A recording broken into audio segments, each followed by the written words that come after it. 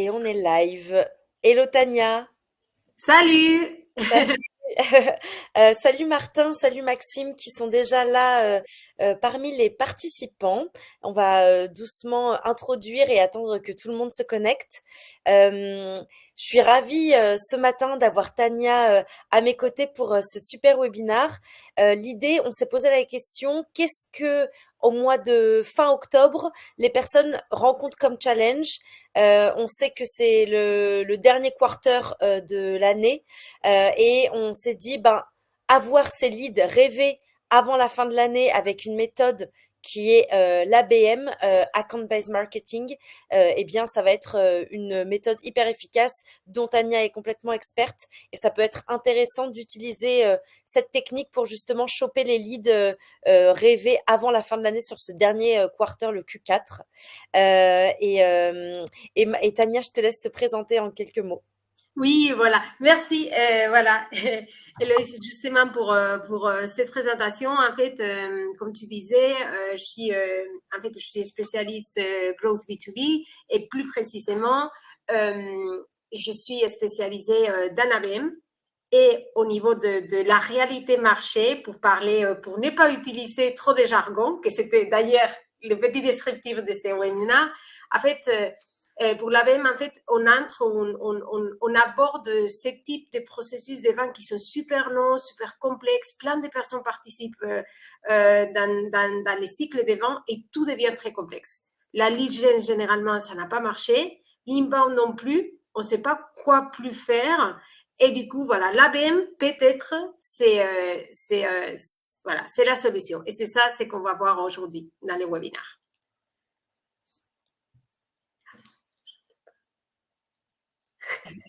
Et l'idée, Maintenant, c'est bon, Héloïse. Euh, Ouais.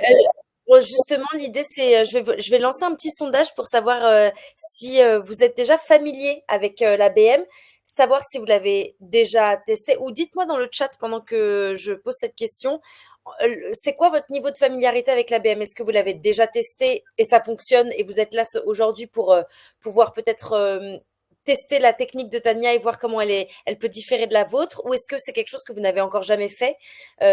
Ou quelque chose que vous faites mais que vous pensez peut-être mal faire. Ça, c'est intéressant de savoir aussi pour que Tania puisse voir quel est le public et à quel niveau de seniorité sur ce sujet de l'ABM vous y êtes. Maxime qui dit jamais testé, curieux d'en savoir plus. Théo que je salue qui est là. Voilà, je pense qu'il le teste bien. Ça fonctionne. Toujours friand de voir comment les pairs et les experts s'organisent. Super.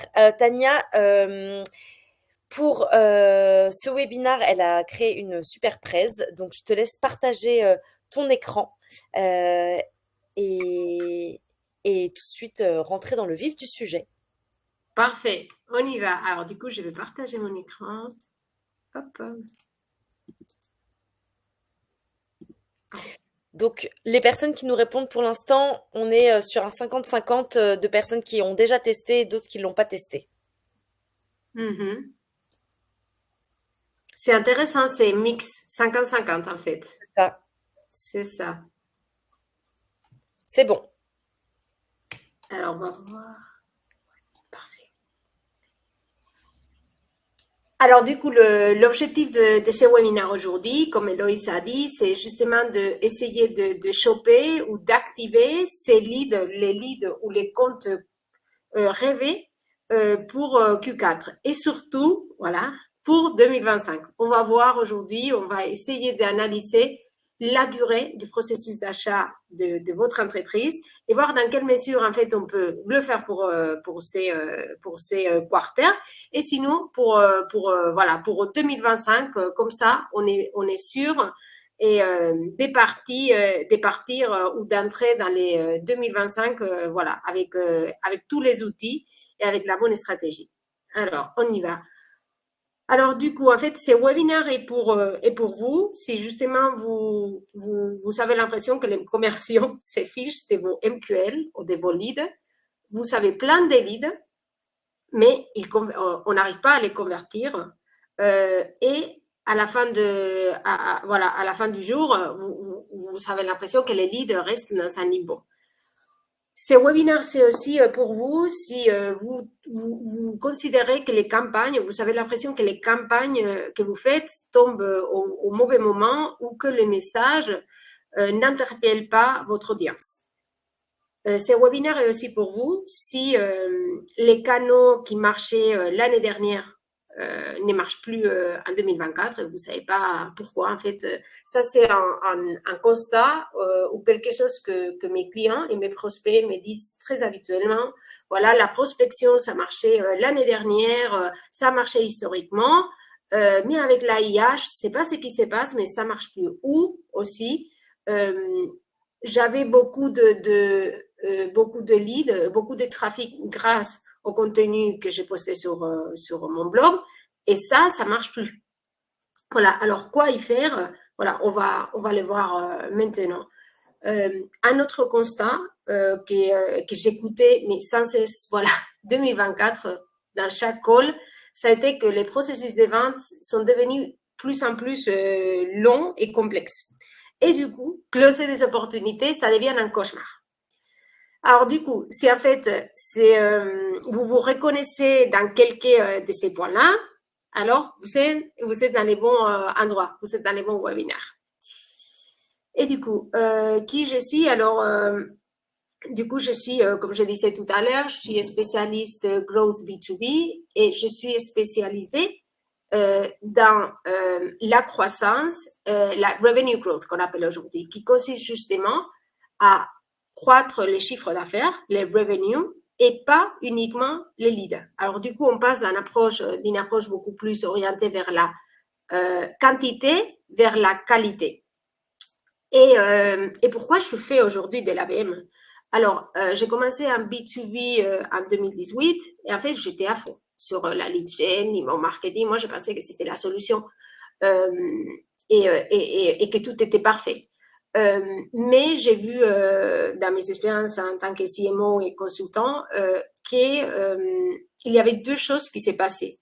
Premièrement, qu'on avait beaucoup de leads ou qu'avoir beaucoup de leads, ça ne voulait pas forcément dire des bons leads et ça ne voulait pas ou ça n'avait pas un impact dans la chiffre d'affaires.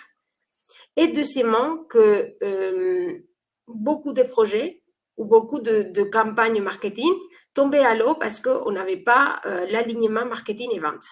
Et que ça, c'était vraiment, c'était très difficile. Alors du coup, à cette époque-là, ça c'était en 2021, j'ai mené plein de recherches pour voir qu'est-ce que je pouvais faire d'autre à part la lead gen et l'email marketing. Et du coup, je suis tombée à l'époque sur l'ABM et j'ai vu que c'était une bonne solution pour ce type de problématiques que j'avais.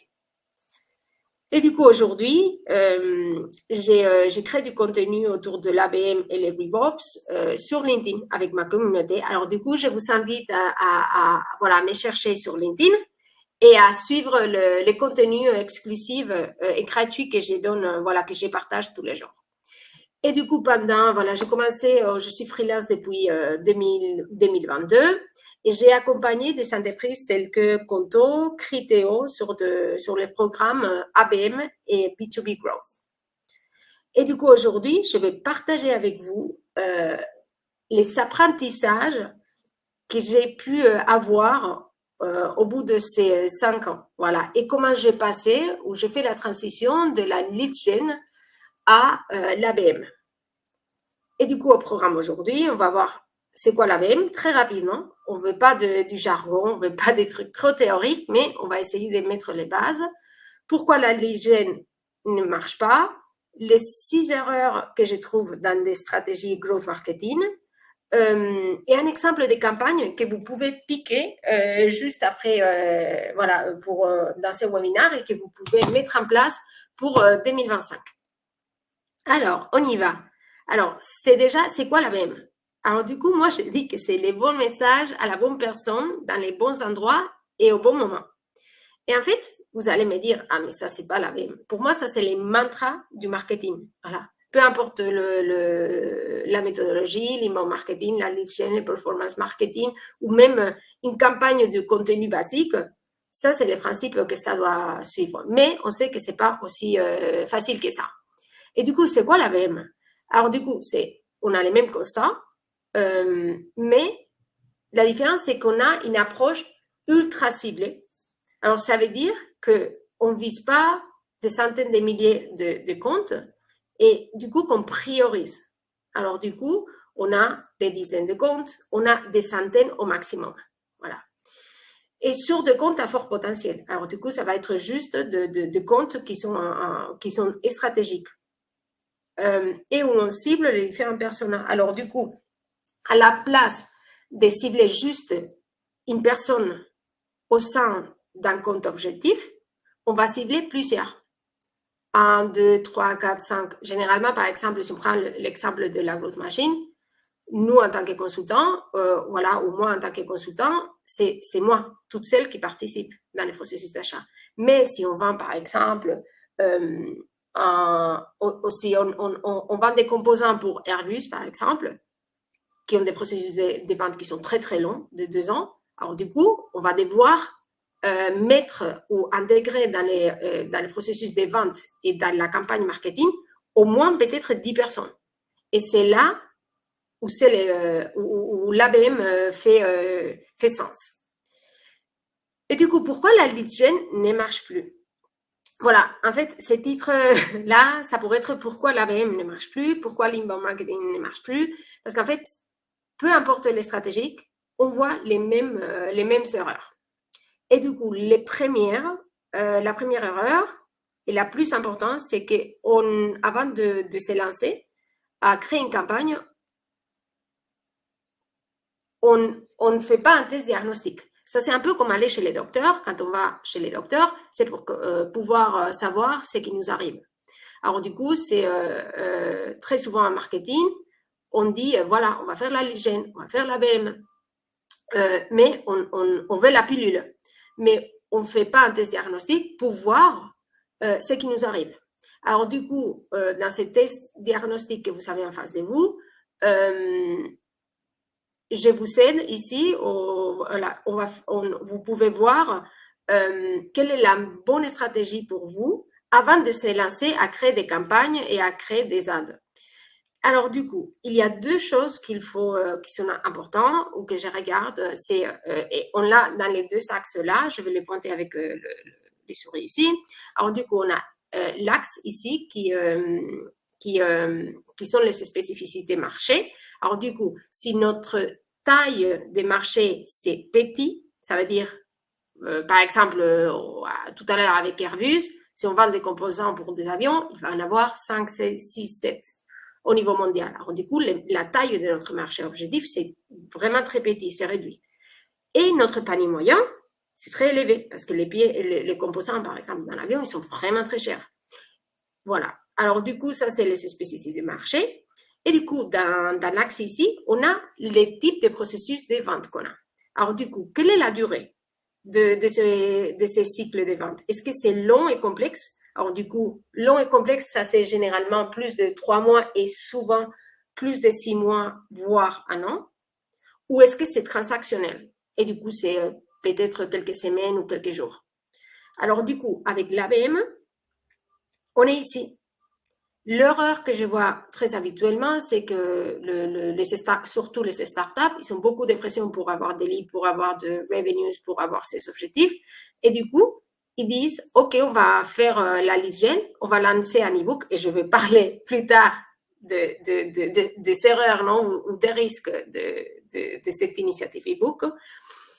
Mais on ne se rend pas compte que peut-être le processus de vente qu'on a, il est plus long. Et si c'est 3 mois, il faut aller vers ici. Voilà. Hyper intéressant. Si dans le chat, vous voulez un petit peu partager, vous, où est-ce que vous vous situez par rapport à votre entreprise et votre service, ça serait hyper intéressant.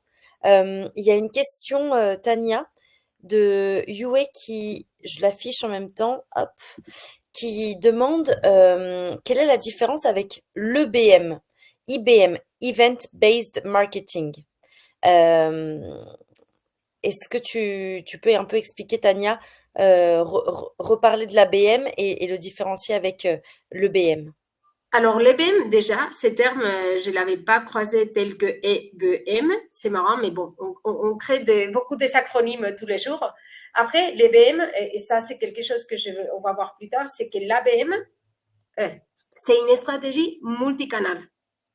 Et du coup, si on fait du event-based marketing, comme ça dit, voilà, comme on voit dans les noms, c'est juste des stratégies events. Alors que dans l'ABM, et on va les voir plus tard, on doit, en fait, on doit activer, on doit s'appuyer sur plusieurs leviers. Par exemple, les events, mais ça peut être aussi de la prospection digitale avec la growth machine, LinkedIn, sur des emails, mais aussi des ads.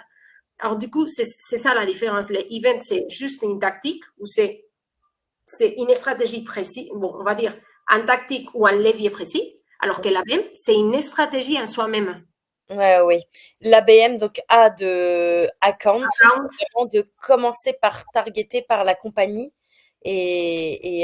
alors que l'event sera déjà un peu, on est presque, on est presque sur de l'intent avec de la, de la captation d'une personne qui a organisé un événement ou qui a participé. Et du coup, de là, tu peux dérouler tes messages et ta prospection. Mais l'account-based marketing, c'est vraiment de commencer par cibler la compagnie. Mais je te laisse. voilà, c'est justement ça. On se centre sur la compagnie, pas sur une personne précise. Oui, Et du coup, c'est multicanal. Toujours, c'est multicanal. Et c'est aussi, on doit voir ou on doit activer beaucoup de campagnes et plein de touch points, ok. plein des interactions. On va les voir, en fait, je vais passer à la prochaine slide parce qu'on va le voir juste là. Alors, du coup, une autre erreur que je vois, et on va les lier avec ces côtés de plan d'action soutenu dans les temps, en fait, c'est qu'on ne vend pas dans la manière dont nos acheteurs veulent acheter. Alors, du coup, très souvent, les entreprises et les vendeurs veulent vendre d'une façon qui soit transactionnelle. Or, les clients, ils ne veulent pas ça. Il veut prendre son temps parce qu'il a ses cycles de vente, il a ses processus en interne qu'il doit suivre, il faut qu'il parle avec ses collègues et il faut qu'il suive quelques protocoles. Et du coup, ça veut dire que tout le processus est beaucoup plus long et aussi la manière dont les acheteurs on veut l'acheter a beaucoup changé dans les derniers 3 ans. Et du coup, avant, en fait, le vendeur, il s'approchait et du coup, voilà, il parlait. Alors aujourd'hui, l'acheteur parcourt ou fait, voilà, ou fait les 70% du buyer journey. Il l'a fait de façon autonome. Ça veut dire qu'il est beaucoup plus proactif, il se renseigne et il fait des recherches beaucoup plus en amont avant de contacter les vendeurs. C'est pour ça que c'est hyper important, du coup, de savoir capter les leads qui sont déjà chauds parce qu'ils ont fait un travail de façon autonome et ils sont déjà potentiellement intéressés par ton service. Il faut juste bien Voilà. savoir comment et où le capter. Voilà, bien évidemment, voilà, c'est justement ça, Héloïse. Et en plus, on ne peut pas juste capitaliser ces leads qui sont chauds ou qui sont en mode achat, mais aussi, il faut beaucoup créer la demande. Et ça, en fait, l'ABM, on le dit aussi très souvent avec la demande gène, parce que ce n'est pas uniquement de capter la demande, mais aussi de créer la demande, de créer la notoriété des marques pour que justement, comme tu dis, Héloïse, voilà, à un moment donné, on arrive à les nourrir et à un moment donné, il est chaud et du coup, on peut foncer. Mais voilà, il y a un travail à faire en amont qui est vachement important de branding, voilà, aussi de nourrir les clients, aussi au niveau des events, au niveau du bouche à oreille aussi. Voilà. Hmm. Et du coup, en lien avec cette idée-là, quand on a des processus de vente qui sont longs et complexes, on a besoin, en fait, il y a plein d'études qui montrent qu'on a besoin d'entre 30 et 50 impacts pour closer une vente. Alors, on va passer à la slide suivante. pour montrer pourquoi ça ne marche pas. Voilà, l'initiative ou la campagne marketing habituelle de e-book, formulaire et appel, ça ne marche pas. Parce qu'en fait, on disait ici qu'on a besoin de 30 et 50 impacts. Et du coup, si on envoie ou si on donne un e-book, très souvent, c'est très générique, ça n'apporte pas la valeur, c'est créé avec la IA. Après, il nous donne le données de contact. Et dans le meilleur des cas, on envoie ou on met en place une séquence pour nourrir les leads. Et dans les pires des cas, ce qui arrive très souvent, c'est ce qu'on voit dans la photo. Voilà. Sans nourrir le lead, il y a les commerciales qui l'appellent. Et juste dans le pire moment. Et du coup, ces modèles traditionnels de la lead gen, ça ne marche plus. Parce qu'en fait, à un moment donné, il y a juste, voilà, il y a plein d'études qui montrent qu'à un moment donné, uniquement 3% des leads qu'on a sont dans un mode achat. Ça veut dire que 97 ne sont pas dans un mode achat et du coup, ils sont là juste pour l'e-book, pas pour être appelés ou pas pour être harcelés. Et du coup, c'est pour ça que c'est très important en fait de tenir en compte que le marketing aujourd'hui, c'est un marathon où il faut être dans, et on le voit ici dans les graphes, il faut être présent dans plusieurs canaux. Il faut mettre en place des actions ou des interactions tout au long du temps. Il faut être très consistant. Et du coup, ça c'est un marathon. C'est pas un sprint. La lead gen, ça serait un sprint, en gros. Et du coup, une autre erreur, c'est un autre aspect important chez l'ABM, comme j'ai dit tout à l'heure, c'est que ça doit être multicanal. Et du coup, une question qu'on me fait à chaque fois, c'est ah oui, ok, multicanal, mais du coup, c'est quoi les leviers qu'on active? Alors, ça va dépendre justement de vos clients et de vos comptes. Où est-ce qu'ils sont? Voilà, où est-ce qu'ils passent beaucoup de temps? Alors, du coup, généralement, ce qu'on voit chez l'ABM, c'est que on a le canal online et les canaux offline. Au niveau du canal online, voilà, on a la prospection email, LinkedIn, par exemple, avec voilà, qu'on peut activer avec des outils comme la Growth Machine. On a aussi les contenus. On doit créer aussi notre machine de contenu, les blogs, les SEO, les LinkedIn, mais aussi il y a d'autres canaux ou d'activités qui sont plus méconnus, comme par exemple des cadeaux personnalisés, par exemple les communautés, ça peut être Reddit, ça peut être Slack.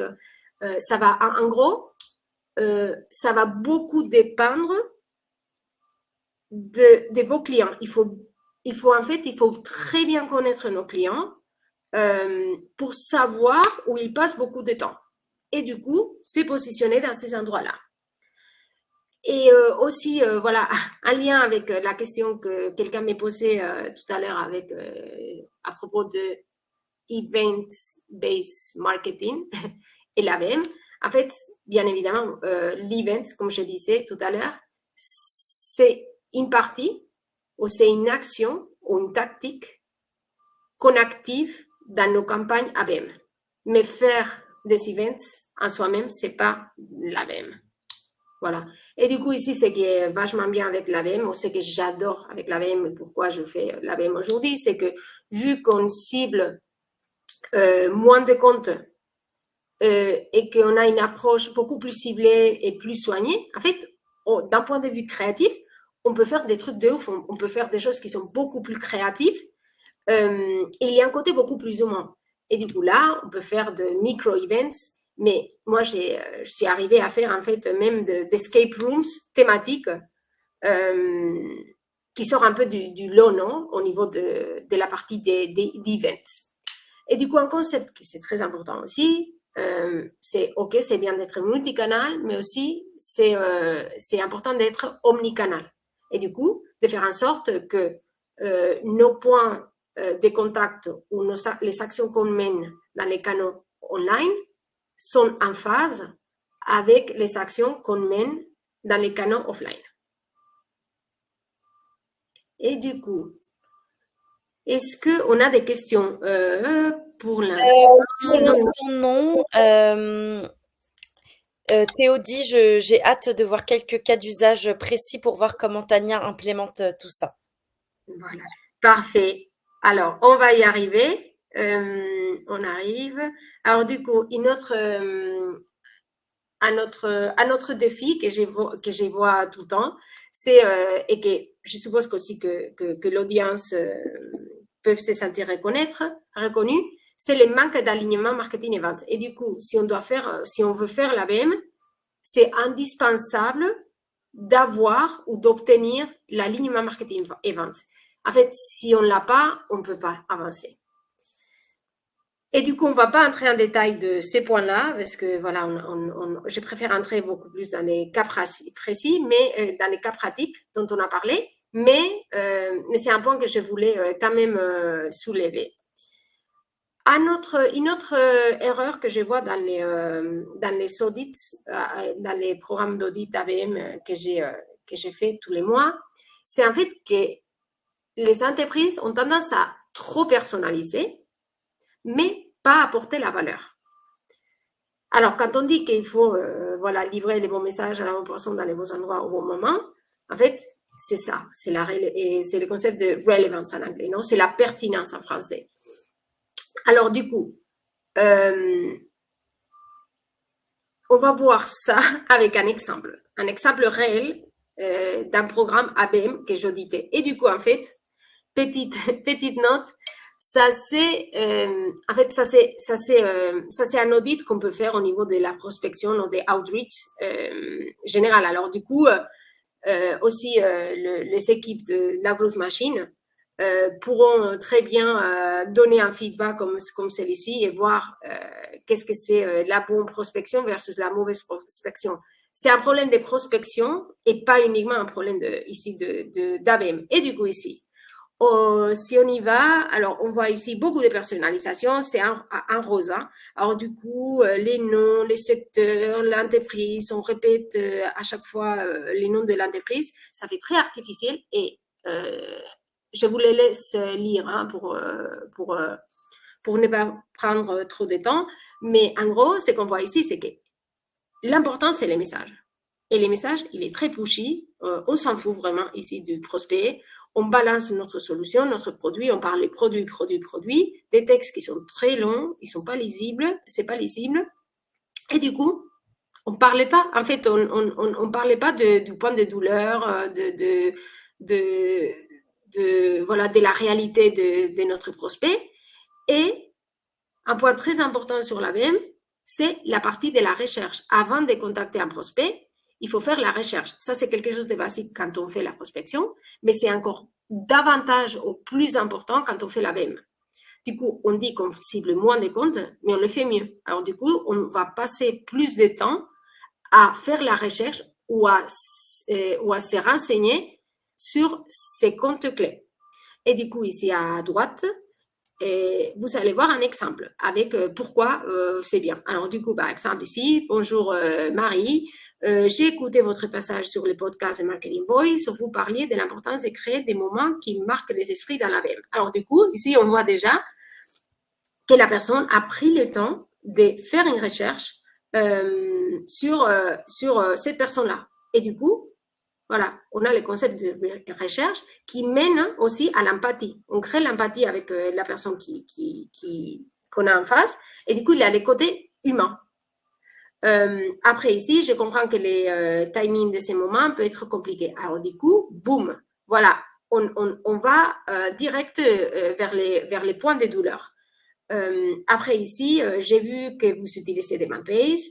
Enrich, voilà, ça c'est un exemple, peut vous aider en tant que marketeur avec des insights en temps réel. Alors, du coup, bien évidemment, ici, on positionne notre solution, mais on a mené, on s'est renseigné et on a vu que cette personne est avec notre concurrent. Et du coup, comme il est avec notre concurrent, il y a un intent. Alors, ça veut dire qu'il valorise déjà notre solution et que peut-être ce n'est pas le bon moment maintenant, mais il peut l'être bientôt. Et après, on continue. En tant que marketeur, surtout avec les grandes banques. Et du coup, ici, on utilise la personnalisation, mais d'une façon qui apporte la valeur. Ce n'est pas juste utiliser un token ou une personnalisation comme ici. Et du coup, courrier d'en savoir plus, voilà. Et après, on met un PS. Les PS, voilà, on pourrait entrer dans les débats. Il y a des personnes qui sont contre et pour. Mais en gros, ici, on peut mettre un autre insight ou un autre point qu'on connaît de cette personne. Par exemple, ici, top ton dernier post LinkedIn sur votre dernière campagne ABM. Et déjà, ici, la série sur les gâteaux. Si on va sur ces posts-là et on interagit, voilà, ou on ajoute un commentaire, nickel. Voilà, on y a réussi. Et du coup, ici, vous avez l'exemple de comment convertir un bon email de prospection, en fait, à mauvais à un bon email de prospection. Et surtout ici, dans cet exemple-là, avec une approche ABM. Et du coup, il y a Maxime qui est en train de poser une question, donc j'attends de voir ce que c'est, mais c'est peut-être en lien avec celle que... Ah bah, l'ABM est bien plus chronophage. Est-ce que c'est pertinent de faire 20% d'ABM, 80% d'automation en se focalisant sur le high ticket pour l'ABM? C'est un peu ce que j'allais poser comme question. C'est, on peut se poser la question du volume quand on voit qu'il faut, dans ton wording, faire une certaine recherche pour avoir le dernier post LinkedIn, écouter le dernier passage dans le podcast. Euh, comment tu prioriserais et comment tu identifierais les personnes sur lesquelles il y a le plus d'intérêt à faire ces recherches persona? Alors, si on revient sur les tests diagnostiques, déjà, il faut se dire, alors, sur cette industrie-là, ou ces serments, est-ce que c'est quoi les potentiels? Parce que la question c'était les paniers moyens, les high tickets. Alors du coup, c'est quoi les high tickets? Si les paniers moyens il est élevé, alors ok, peut-être on peut se dire on va diviser en deux et du coup se dire ok, avec une partie qui ont un ticket qui est moins élevé, Oui, on peut le positionner ici et avec ceux qui ont un ticket plus élevé, c'est ici. Les problèmes, ça vient en fait quand on est ici, et du coup avec un high ticket et avec des processus de vente longs et complexes, et on fait un test. Et on s'est dit, OK, on va faire la l'hygiène traditionnelle paumée, avec une partie, avec l'autre partie, on va faire l'ABM. Ça, c'est les problèmes. Après, si on veut faire un test pour voir si l'ABM marche versus la l'hygiène, c'est bien. Mais ce qu'on ne peut pas faire, c'est, OK, on veut faire plus, on veut tout automatiser, parce qu'on n'a pas le temps de faire la recherche. C'est ça les problèmes que je vois très souvent. hmm. Oui, c'est ça. On veut courir et après, on a notre programme ABM qui tombe à l'eau. Bah oui, et c'est via la technique ABM que tu vas identifier ceux sur lesquels ça vaut le coup Oui, c'est ça. de faire de la recherche. Je te laisse enchaîner. Et du coup, voilà, un lien aussi avec les commentaires, voilà, ou ce dont on parle maintenant. En fait, très souvent dans les programmes d'ABM que je vois, c'est qu'on tombe très souvent dans une mauvaise exécution. Ou des campagnes qui sont lancées un peu trop à l'arrache, trop vite. Par exemple, ça, c'est un exemple d'ad d'un programme que j'auditais en septembre, le mois dernier. Et du coup, ici, voilà, des slogans, il y a même pas des slogans, on ne sait pas ce qu'ils vendent. La photo, c'est vraiment, c'est pas un lien avec les produits. Et du coup, ici, c'est un exemple de bonne exécution ou bon contenu. Du coup, ça, c'est, je ne sais pas si vous connaissez l'entreprise User Gems, que c'est un peu le modèle à suivre dans l'ABM. Ils font des campagnes ABM qui sont vraiment très créatives, très poussées, voilà, très bien conçues. Ils ont gagné, je crois, quelques prix dernièrement.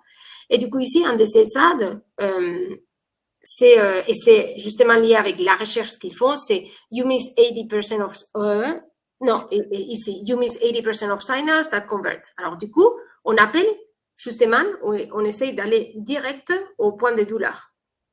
Et du coup, ici, il y a beaucoup de la recherche. Ça veut dire aussi que ils savent parfaitement qui sont ces différents buyer personas au sein de son compte clé.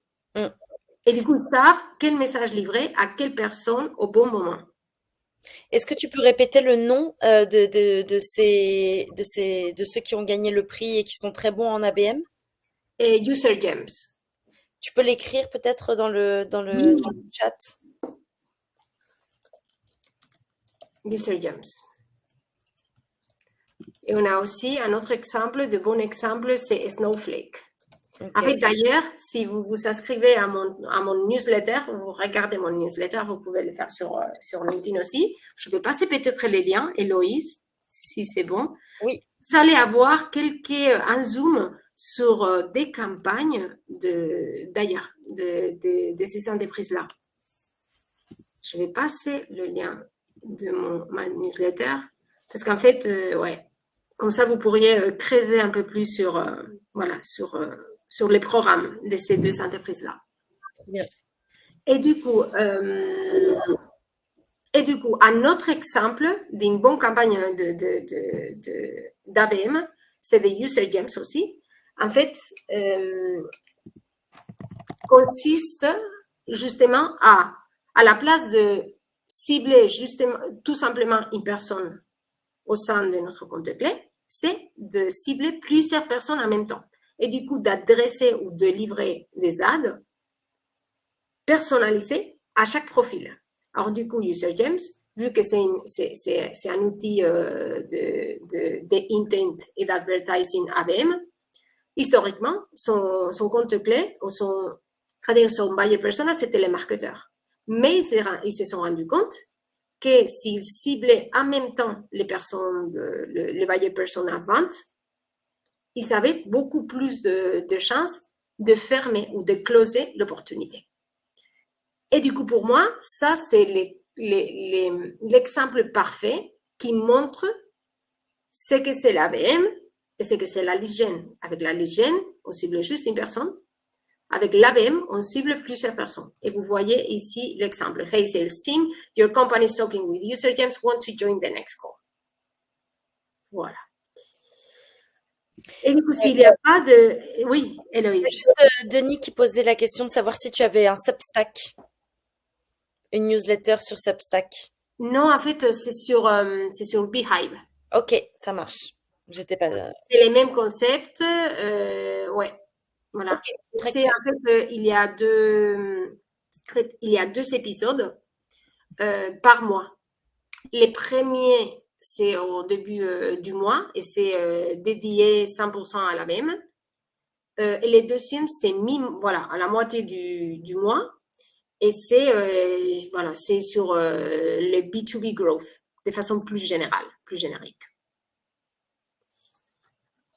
Et du coup, si on entre dans les cas pratiques d'aujourd'hui, alors comme on a dit tout à l'heure, quelque chose que j'ai entendu très souvent cette année, c'est que les processus de vente sont devenus de plus en plus longs et complexes. Et du coup, il y a plus de personnes qui sont impliquées dans la prise de marché. Et du coup, tout devient plus complexe. Et à un moment donné, à la fin de l'année, on s'est dit, OK, on a plein de leads, on a plein d'opportunités, on a fait tellement de campagnes, on ne sait pas où on en est. Alors, qu'est-ce qu'on fait? Où est-ce qu'on se focalise? Et du coup, je crois que une action gagnante, ou a priori c'est aujourd'hui, ça peut être de cibler les clients de nos concurrents qui sont à l'approche de leur date de renouvellement. Pourquoi? Parce qu'en fait, comme Héloïse a dit tout à l'heure, elle a dit, voilà, tu parlais justement de l'importance d'activer ceux qui sont plus chauds, non? Alors du coup, ceux qui sont prêts ou sont à l'approche de leur date de renouvellement, une bonne partie, peut-être ils veulent changer.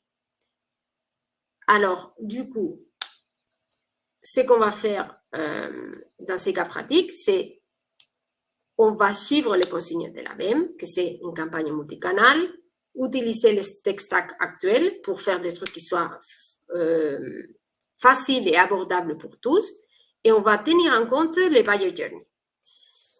Et du coup, compte tenu de ces points de départ et de ces consignes-là, vous voyez ici les playbooks que je développe.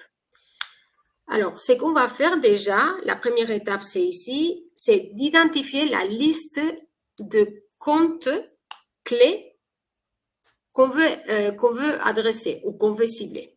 Alors, du coup, si on revient ici, on a dit qu'on va cibler les clients de nos concurrents à l'approche de leur date de renouvellement. Or, on ne peut pas tout cibler. Ou, comme on a vu tout à l'heure, et il y a quelqu'un qui a posé la question, on ne peut pas mener la recherche pour tous, voilà, pour tous les comptes. Peut-être on n'a pas le temps de tout faire. Alors, du coup, on va devoir prioriser. Et pour prioriser, dans cette première étape, il faut faire la sélection de comptes clés. Et ça, c'est un point indispensable pour l'ABM et qui la différencie par rapport qui différencie cette méthodologie par rapport, par exemple, à la lead gen. On va devoir prioriser et pour la prioriser, on va devoir travailler main dans la main avec les départements de vente. Et du coup, le résultat, ça va être une liste de comptes clés à cibler et qu'on va pouvoir avoir de différentes manières, soit avec un outil ou un SaaS comme BuildWith ou Wapalizer, mais aussi peut-être sur notre CRM, on a une liste de comptes de comptes avec qui on a eu une opportunité qui a été dans notre pipe, mais qui finalement, on n'a pas closé. Et du coup, qui sont partis chez les concurrents. On peut aussi utiliser cette liste. Tu vois, il y a plein de différentes manières d'avoir cette liste. Pour moi, ce que j'ai toujours en tête, où je veille à avoir, c'est justement l'alignement avec marketing et vente. Faire en sorte qu'on a la même liste et qu'on est d'accord. Parce qu'en fait, dans cette étape-là, dans l'étape 2 et 3, on va travailler marketing et vente, on va travailler main dans la main pour activer ces comptes clés dans les bons moments. Et du coup, dans la deuxième étape, ou on va dire la première action, ça va consister à créer une séquence de prospection emailing et LinkedIn. Ça va être 4 emails. Je vais vous partager plus tard 2 types d'emails qu'on peut faire. Et on peut le faire sur la Growth Machine. Et ça peut être multicanal, LinkedIn, comme on peut voir ici, et email. Après, la deuxième action qu'on peut faire, c'est justement de créer une campagne de retargeting sur LinkedIn, où on peut utiliser un outil d'ABM tel que Enrich. Et du coup, un point important sur la partie ads, c'est qu'il y a des personnes qui les font avant d'envoyer les emails de prospection. Et d'ailleurs, c'est quelque chose que je préfère parce qu'en fait, une fois qu'une personne ou que nos prospects auront ouvert l'email, ils auront une certaine familiarité vers notre marque. C'est pour ça que cette partie-là, généralement, j'aime bien le mettre ici. Mais sachez aussi qu'on peut le faire ici aussi. Oui, c'est la logique aussi du social warming. Là, tu parles de l'ADS, mais et d'ailleurs sur la grosse machine, on le permet. Ça peut être d'aller visiter le profil, d'aller liker un post, d'aller commenter un post, faire vraiment du social warming, notamment sur LinkedIn, mais ça peut être aussi sur Twitter, avant même d'envoyer le premier message de prise de contact. Voilà, exactement. Et on peut faire ça dans la séquence de prospection. Juste avant d'envoyer notre premier email, c'est dire, OK, on va visiter les profils de cette personne, on va poster un commentaire, c'est le social warning, mais aussi ce que je recommande en plus, c'est si on peut, créer une campagne d'ads. Alors, du coup, c'est pour ça le concept de ads, pour être beaucoup plus multicanal et dire, OK, en organique, comme tu dis, Héloïse, créer les social warnings, mais en performance et du coup en payant, lancer une autre campagne pour avoir plus d'impact. Et du coup, cette première couche des ads, ça permet de créer la notoriété, de faire en sorte que quand il découvre un email dans son inbox de la Growth Machine, par exemple, ils disent « Ah oui, J'ai vu un de ces ads sur, voilà, sur LinkedIn. Et d'ailleurs, petite anecdote, ça c'était les clés de succès de User Gems. Il lançait des ads ici. Voilà, ces ads-là, en fait, c'était un des meilleurs ads des équipes marketing. Ils ont gagné pas mal des prix avec ces ads-là, qui consistait justement, avant de lancer une campagne de prospection, lancer des ads un peu, très souvent, c'était des ads qui étaient un peu provocateurs. Tu vois, comme par exemple celui-ci avec Jay-Z, your turn rate is out of control because your champions left. Mm. Ou par exemple celui-ci, you miss 80% of signers that convert. Et ici, il y a des photos des personnes. Voilà, ou par exemple, ce qu'il faisait aussi, c'était, il ajoutait les logos de l'entreprise qu'il ciblait. Et du coup, tu t'es trouvé avec ton logo dans ton LinkedIn, dans un ad sur LinkedIn. Et du coup, ici, dans ABM surtout, la clé, c'est aussi de surprendre, d'être très créatif et de faire quelque chose que les concurrents ne font pas. Il y a une question de Théo concernant la partie un peu warm-up, warming. Tu sais, cette étape de mettre de l'ads ou du social warming avant un premier message. Mais il pose la question, quelles seraient les alternatives, selon toi, Tania, pour des audiences qui ne sont pas sur LinkedIn? Par exemple, des directeurs logistiques. Comment tu fais un peu cette partie de warm-up? Alors, c'est une très bonne question parce que les clients me posent cette question tout le temps. Et sur les SaaS, c'est vrai que nos prospects, généralement, ils sont sur LinkedIn, mais dans d'autres industries B2B, peut-être non.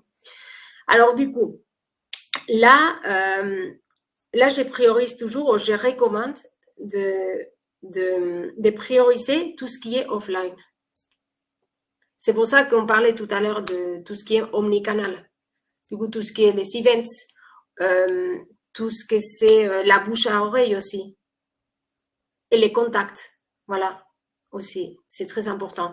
Un autre point que c'est une autre tactique qui marche bien, c'est tout ce qui est les gifting experiences ou les cadeaux. Mais ce n'est pas des cadeaux, c'est des expériences liées à, voilà, liées à des cadeaux personnalisés. Ça peut être une carte manuscrite, ça peut être un cadeau, ça peut être voilà, et la surprise sur des cibles à étiquette ou en tout cas vraiment qui font partie de ce marché adressable hyper restreint, d'aller oui les chercher sur du offline, c'est une bonne solution, je pense en effet. Ouais, ok, merci beaucoup Tania. J'ai une question moi sur la partie, la toute première brique, identifier les listes de comptes justement. Je connaissais pas Built With et Wapalizer. De ça, je veux bien que tu expliques un petit peu peut-être les particularités de ces deux outils. Et pour les deux logos d'en dessous, LinkedIn et LGM, ce que je comprends, c'est faire la recherche sur Sales Navigator, c'est ça? Ouais, c'est ça. Et sur la grosse machine, du coup, je me permets de préciser aussi, c'est en lien avec la fonctionnalité qu'on a sortie qui s'appelle LGM Finder. Voilà, c'est ça. Qui permet de trouver des comptes, enfin de faire une recherche de lead par une approche ABM, parce qu'on en est convaincu que c'est la meilleure des approches pour être précis dans la prospection. Et donc du coup, voilà, on a la brique LGM Finder sur LGM qui permet de faire sa recherche de liste de comptes directement via LGM avec une database actualisée et live enfin tout le temps live et mise à jour en live. Oui, et Built-With et Wapalizer, est-ce que tu peux en dire deux mots, Tania? En fait, ça permet justement de pouvoir identifier ou repérer les clients qui sont ou qui utilisent, qui ont acheté en plateforme. Par exemple, tu peux aller tant que la votre machine, voilà, un de vos concurrents, vous pouvez aller sur ces pages web et dire, OK, c'est qui les clients de Lemlist, c'est qui les clients de Reply. Voilà. Et je te laisse peut-être terminer avec la dernière brique. Oui, et du coup, en fait, une fois qu'on a fait l'action voilà, ou la campagne de prospection, la campagne de ads sur LinkedIn, ensuite, pour ces prospects qui n'ont pas répondu ou pour ces prospects qui ont une importance stratégique pour nous, là, moi, je recommande toujours, et c'est en lien aussi avec ce que quelqu'un venait de demander, sur ce qu'on fait online, en fait, offline, pardon. Là, je recommande toujours de faire une action qui est beaucoup plus créative, c'est plus créatif, c'est plus humain, plus axé sur les côtés humains et qui permet de créer une expérience. Et du coup, ici, voilà, on peut faire voilà, un cadeau personnalisé, un event, aussi un événement, mais pas un événement, un webinaire. Hein. On parle d'un événement, par exemple, moi, j'ai fait des escape room thématiques où j'ai invité les différentes personnes de mon compte clé à participer à un défi. Par exemple, c'est ça quand j'ai dit un event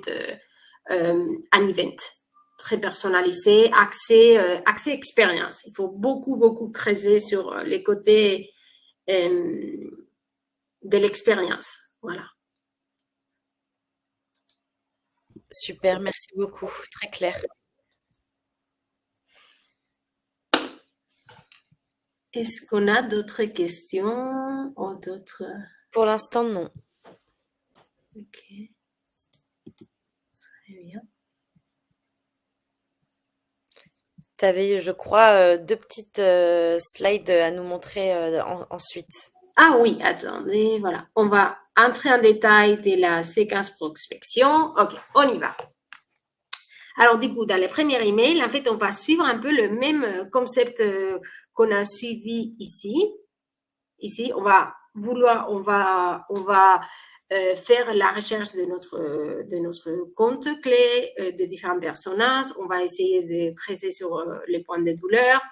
Et du coup, compte tenu de ces cas précis, on va dire, OK, bonjour Marie, je vois que vous utilisez, par exemple, voilà, nom du concurrent, les listes. Savez-vous que, et on dit, voilà, on précise une fonctionnalité que nous, on a et que notre concurrent n'a pas, et dire, OK, est-ce que vous saviez que vous pourriez personnaliser des landing pages pour chaque prospect d'une façon automatisée? Voilà, ça c'est les points de douleur, non? Et grâce à cette fonctionnalité, et là, on entre sur un cas client, a augmenté son taux de réponse de 36% et ses revenus de 6%. Est-ce que cette fonctionnalité pourrait vous aider dans vos objectifs de 2025? Et du coup, après un PS, on met j'ai remarqué que votre contrat finit et on peut mettre la date. Et du coup, ici, ça c'est un exemple on a envers les insights ou les infos clés qu'on a pu avoir grâce à notre recherche et en rose, les aspects qu'on a personnalisés. Alors du coup, comme on a vu tout à l'heure, c'est pas juste de personnaliser, mais de personnaliser, de faire la recherche afin que ces messages soient pertinents et avec toujours l'objectif d'apporter la valeur.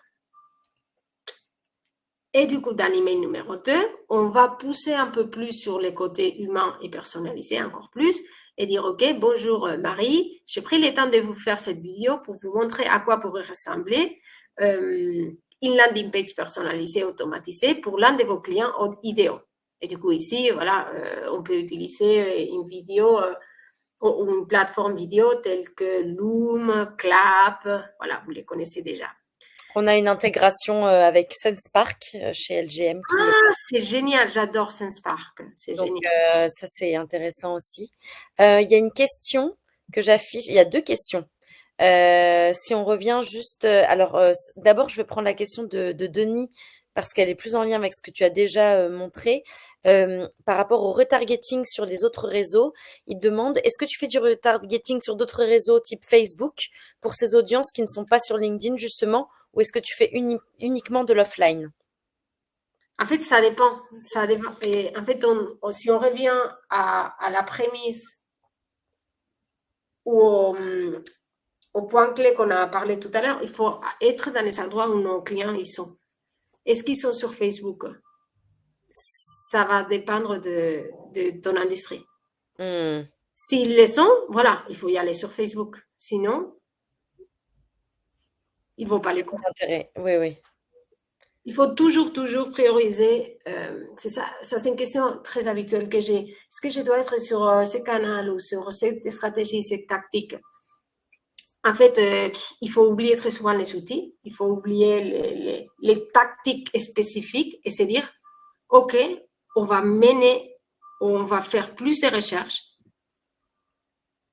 sur notre compte clé, sur nos clients types et voir où ils sont. Et par rapport à ça, on identifie les bons canaux.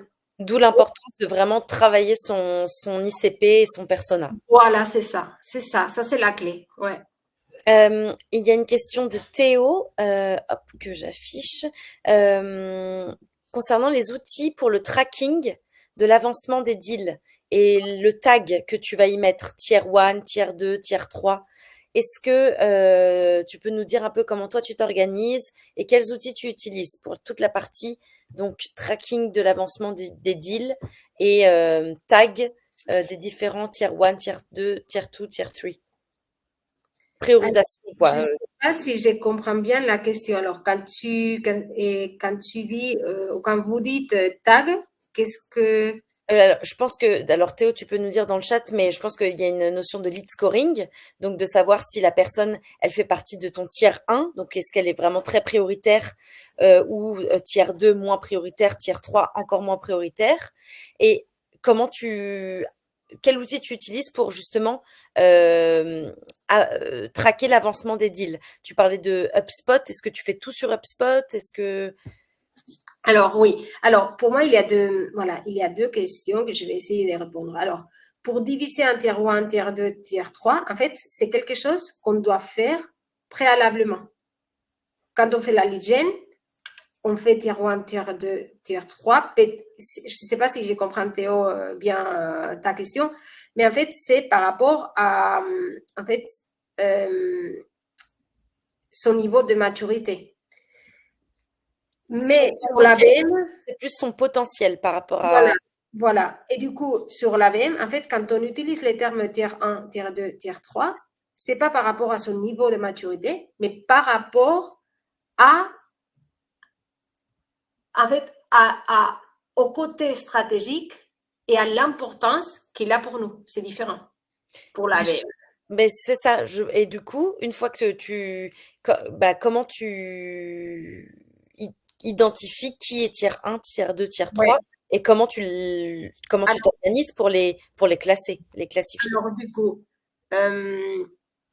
alors, du coup, euh, ici, euh, la clé, c'est de travailler main dans la main avec marketing et vente. Ici, il y a des outils pour le faire, mais plus important que ça, et je reviens encore à à l'importance de la recherche de notre ICP et de notre buying committee. Ça va dépendre en fait. Et il faut se mettre d'accord avec l'équipe vente et dire, OK, c'est quoi les ICP qui correspondent au tier 1? C'est quoi les ICP qui correspondent au tier 2 et au tier 3? Après, il y a des outils, oui, par exemple, les CRM, comme pour d'autres stratégies, c'est la Bible, non? C'est la clé de nos actions. Mais il y a certainement, voilà, il y a d'autres outils qu'on peut utiliser. Par exemple, avec mes clients américains, j'utilise Demandbase, Sixsense, mais c'est des outils qui ils sont pas abordables pour la plupart des entreprises européennes. C'est pour ça que pour moi, c'est plus important la partie des recherches et des créations des recherches de comptes et des créations des ICP pour bien identifier, OK, Ça, c'est tier 1, ça, c'est tier 2 et ça, c'est tier 3. Et Une du fois qu'on est clair, OK, on a les outils.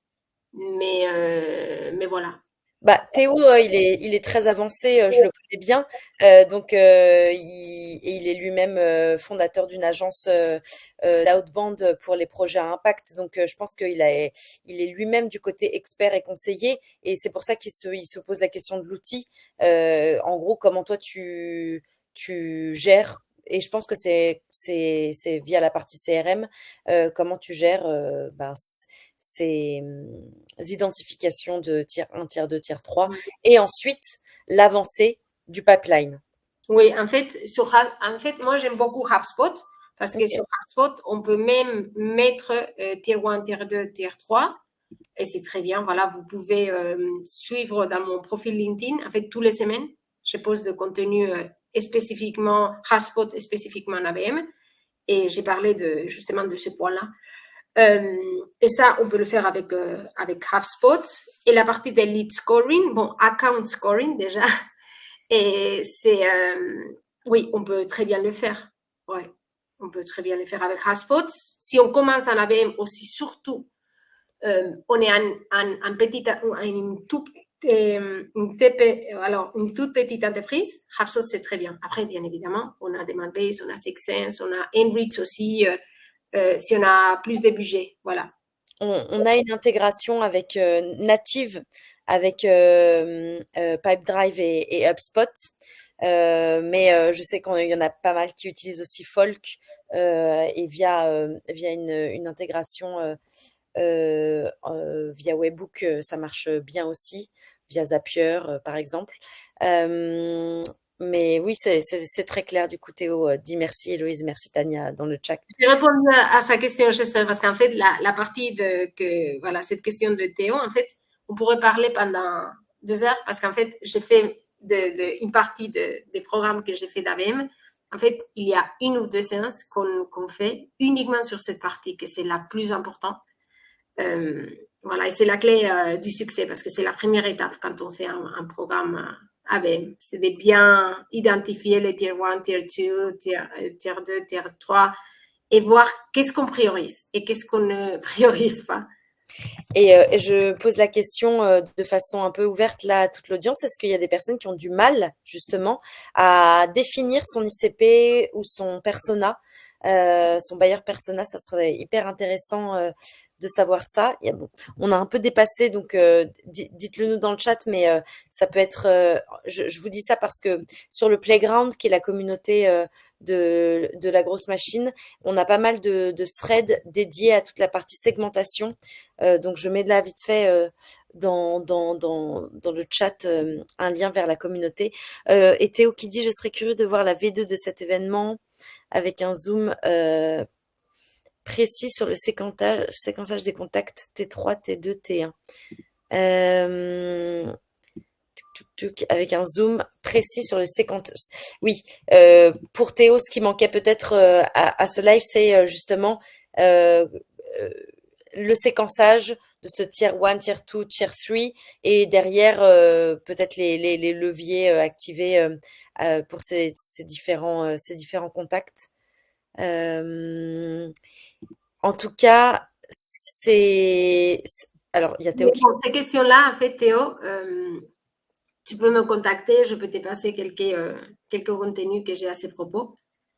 Oui, Oui, parce que les tier 1, tier 2, tier 3, voilà, toute sa partie des account selection, c'est un des points qui prend plus de temps, c'est les plus denses aussi. Parce que moi, j'ai fait ça avant de webinaires sur cette partie qui est très dense. En fait, les gens, généralement, ils se perdent un peu parce que Théo, je vois qu'il est avancé. Mais très souvent, on n'a pas des personnes qui sont tellement avancées. Ouais. Et du coup, Tania et Théo, vous faites tous les deux partie de la famille des advisors du Playground. Vous êtes tous les deux experts sur le Playground, donc vous pouvez discuter facilement, que ce soit sur le Playground ou sur LinkedIn.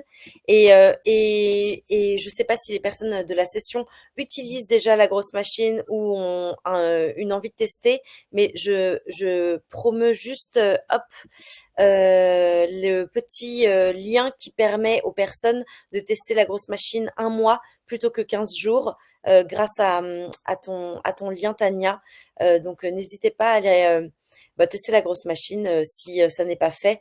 Comme le disait Tania, il y a une partie Finder pour trouver ses contacts avec l'approche ABM qui est dans la grosse machine. Il y a bien évidemment la partie multicanal qui permet de faire de la prospection via LinkedIn, email et ou faire du social warm-up justement pour que les personnes puissent être familières avec votre marque ou vous avant même d'avoir un contact, un message de votre part.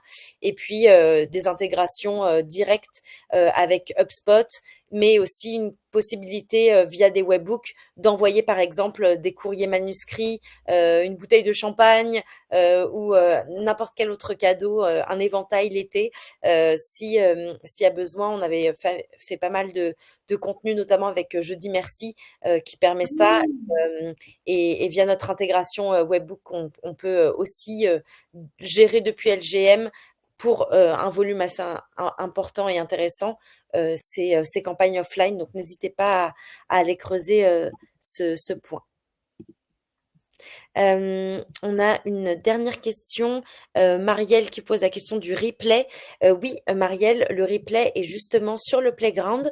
Donc en fait, je vous ai pas parlé du playground, mais c'est la communauté de la grosse machine qui est ouverte à tous, user LGM ou non user LGM. C'est une communauté que j'ai créée justement pour aider les sales et les growth à monter en compétences. Il y a vraiment un espace dédié aux discussions où vous allez pouvoir poser toutes vos questions, des experts comme Tania, comme Théo, qui sont là pour vous y répondre. Moi, je suis aussi là pour justement mettre en lien, pinguer les bonnes personnes sur les différentes expertises. Donc, c'est hyper important d'aller sur le playground. Et vous avez dans le playground une partie événements avec tout l'agenda des webinaires comme celui-ci qu'on organise et une partie ressources avec justement toutes les vidéos et les replays qui sont mis en ligne. Donc, je mets dans le chat un lien direct vers la partie masterclass. Mais voilà, il suffit de s'inscrire gratuitement à la commu pour ensuite avoir toutes les ressources. Et il y a plein de choses qui sont faites sur construire son ICP, son persona. D'ailleurs, j'en profite parce que je l'ai devant moi. Hop, sur la partie persona, il y a une fiche qui a été créée par notre team content qui peut peut-être vous aider parce que c'est vraiment une sorte de canevas, de template pour créer sa fiche persona, son buyer persona et réussir à identifier son ICP. Et c'est la base, c'est la porte d'entrée pour ensuite construire une stratégie d'ABM. Donc, n'hésitez pas aussi à aller regarder cette fiche que je viens de vous partager sur le chat. Voilà, voilà. Un grand merci, Tania, pour toute cette présentation et tous ces conseils et cette valeur apportée. Merci à toi, Héloïse. Voilà pour l'invitation et ça a été voilà un plaisir d'avoir vu voilà tellement d'interactions, des questions, voilà c'est bien. Génial. On se retrouve sur LinkedIn, mais aussi sur le Playground.